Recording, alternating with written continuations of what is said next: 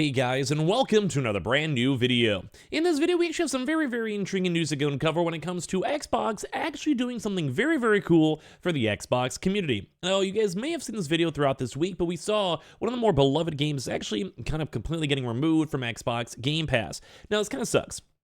100%. Like, we're kind of seeing like a lot of licensing rights getting removed, and a lot of games kind of basically just kind of falling through the cracks, and people just don't want to maintain it or put it on Game Pass, pay the licensing rights, all of that. So I'm going to go talk about the fact that this even happened, because, well, that sucks. We talked about that before, but as well, Xbox is making do and making everyone a little bit happier in the whole situation. Plus other few little bits and pieces of gaming news, such as some consoles actually also falling down as well. So let's go talk about it.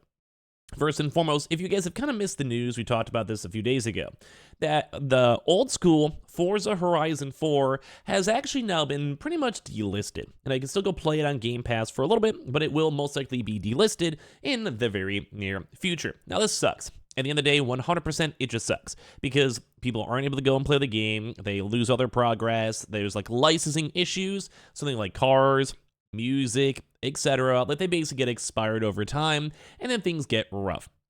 Things get like, well, you just can't do anything with it. Like, you just don't want to pay the money. It's not worth it. You know, just not making that money back. Whether it's for brand new Game Pass subscribers or the amount of time you're actually being spent into playing the games as a whole.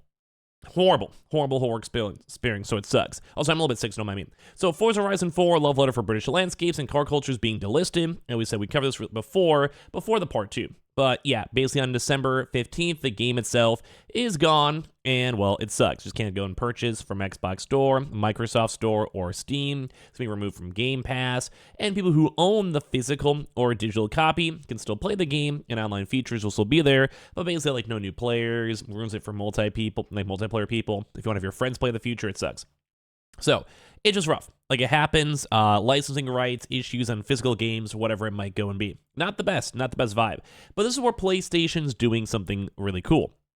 When it comes to this one, we're now seeing news and notifications out here that Microsoft is sending free Forza Horizon 4 codes to Xbox Game Pass subscribers that played the game and purchased any DLC. Forza Horizon 4 will be delisted from stores and Xbox Game Pass in December due to the licensing agreements we just went and covered. Basically saying that Xbox is throwing everyone a free bone, saying, hey man, like, we know the game getting removed sucks at the end of the day, but guess what? We got you. Saying thank you for playing Forza Horizon 4 with Xbox Game Pass. This game will no longer be available with Game Pass or purchasable in the Microsoft Store after 12/15/24, as I just mentioned. As a token of our appreciation for your purchase of add-on content, here is a code for the Digital Standard Edition to continue enjoying the game. Basically, as you guys probably saw in the initial news, they are going to be removing the game available for the be bought and played on Game Pass, on everything.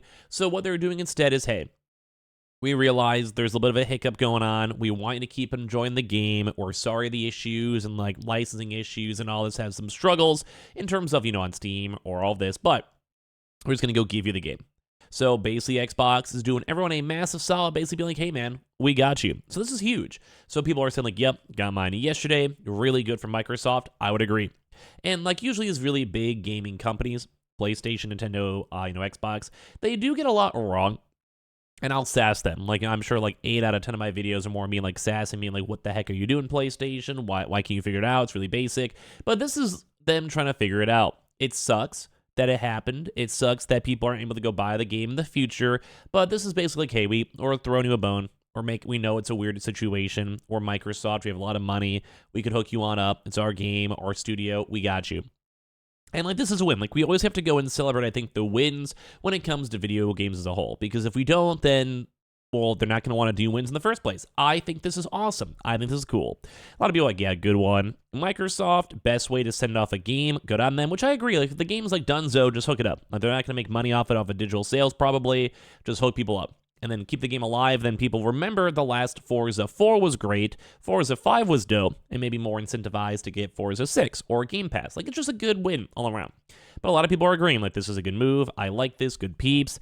I've been playing through the franchise, I'm on 3 right now, haven't gotten to 4 yet. Does this mean I can't have one of those codes? Which I'm actually not sure how it'll work out, but either way, it's cool. I like this. I redeemed free DLC. At one point, I got a code too, so that's what happens if I buy the DLC right now. I'm not really sure what's going to happen, if they'll send out more codes as these questions are popping up, but like maybe they have like a weird system where anyone who played with the last like 2 years, 3 years, they get it to you. So no one really knows. Like some people are saying like, hey, they got it. Some people did get the code. Some people got the DLC. Will they still get it? I'm not really sure. But either way, like the fact that some people are getting the hookup and some people are vibing it, it's still very nice to go and see. Like I just like Xbox doing something good in the overall vibe. So good stuff. Good stuff. Good stuff. Now, as well, we also did see some pretty big PlayStation news on the PS5, sales dropping for all the consoles, which may be a separate video topic, but either way, we're off to see, and this is all based on the May of 2024 sales, around the same time that a lot of this news was coming out, that games themselves as a whole were kind of dropping down. The PlayStation 5 was the best-selling console in Europe with 300,000 units sold for May of 2024, still very, very solid, according to the video game charts estimates. PlayStation 5 has now sold an estimated 19.34 million units a lifetime in Europe. The Nintendo Switch sold an estimated 158,000, which makes sense, going down a little bit more on the smaller side to a total of 36 million units. The Xbox Series X and S sold 68,000 units to bring their lifetime sales to 7.71 million units, and the PlayStation 4 sold an estimated 2.6 thousand units to bring its lifetime sales to 45 million units. PS5 sales compared to the same month for the PS4 in 2017 are down by nearly 194,000 units. Dang. While the Xbox Series X and S compared to the same month as well are down over 35 units. PS4 sold 500,000 units for the May, and obviously are down, basically X11 sales are down at 103,000 units. That's just like for comparisons to see like how the PS4 was, the PS5. PlayStation 5 sales compared to the same month a year ago are down by 32,000. It's around 10% down. Xbox Series XS sales are down by 50,000, 42%. Nintendo Switch sales are down by 200,000, 57%, although a lot of people are waiting for the next Switch 2 to come on out. Makes sense. The PlayStation 4 is down by, well, who kind of cares? It's kind of like irrelevant information. So look at the sales month on month. PlayStation 5 sales are up by over 38,000 units. Xbox Series S are up by over 15,000 units. Nintendo Switch sales are up by 19,000 units.